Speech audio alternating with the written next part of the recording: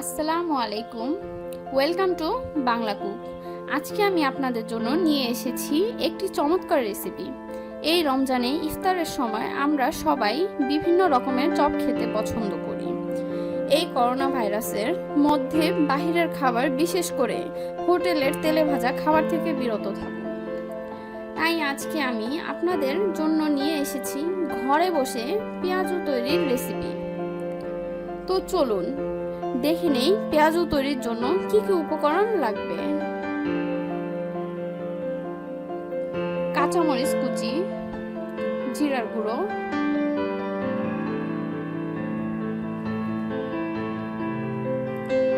লবণ, হলুদ গুঁড়া, পেঁয়াজ কুচি,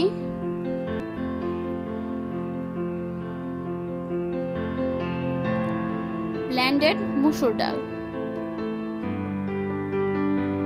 এখন আমরা একটি বলে 1 কাপ মসুর ডাল ঢেলে নেব।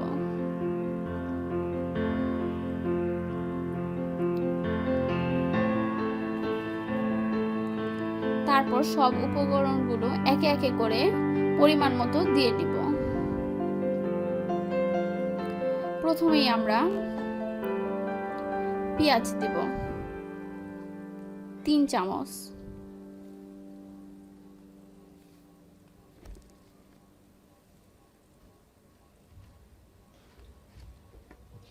কাঁচামরিচ কুচি 2 চামচ,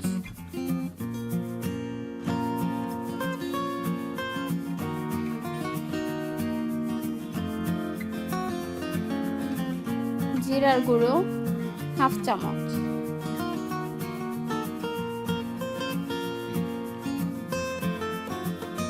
হলুদ গুঁড়ো 1/2 চামচ।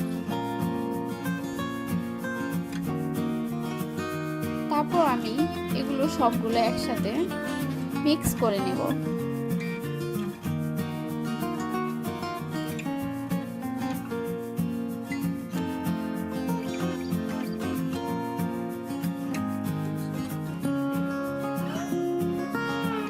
এগুলো ভালোভাবে মিক্স করে নেব। তারপর আমি পরিমাণ মতো লবণ দিয়ে নেব।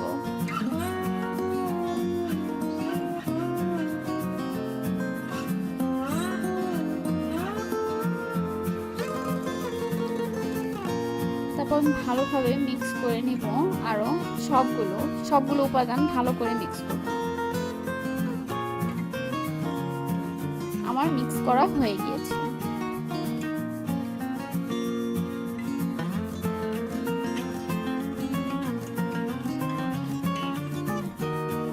একটি কড়াইতে আমি গরম তেল নিয়ে নিব।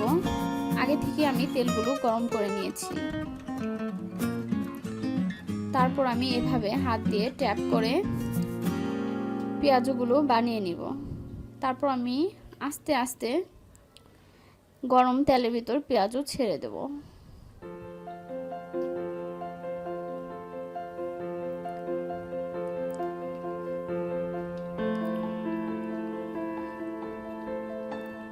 এভাবে আমি সবগুলো পেঁয়াজও ভেজে নেব, যাতে করে আমার পেঁয়াজগুলো মচমচে হয়।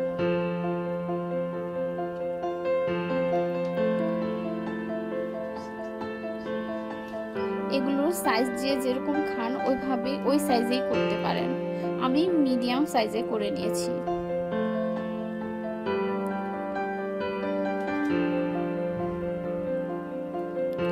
কেউ যদি পরিমাণে ঝাল বেশি খান তাহলে কাঁচামরিচ বেশি দিতে পারেন বা গুঁড়া মরিচও বেশি দিয়ে দিতে পারেন।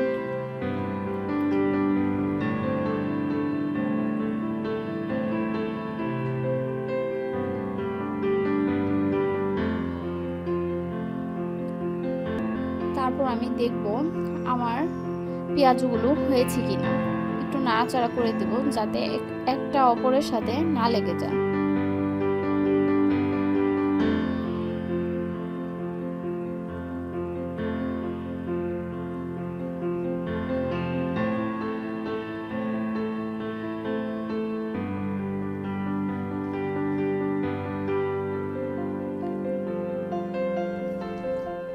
তো হয়ে গেল আমার পেঁয়াজও।